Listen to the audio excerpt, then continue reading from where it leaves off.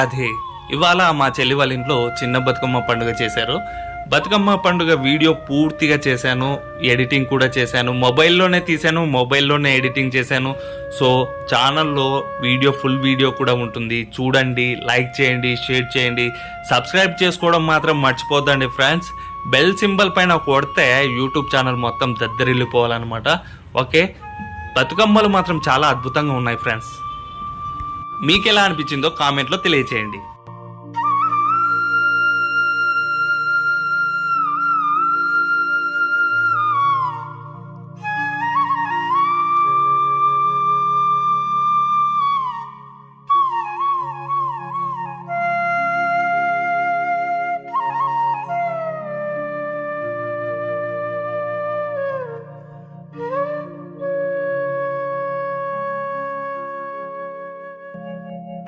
Radhe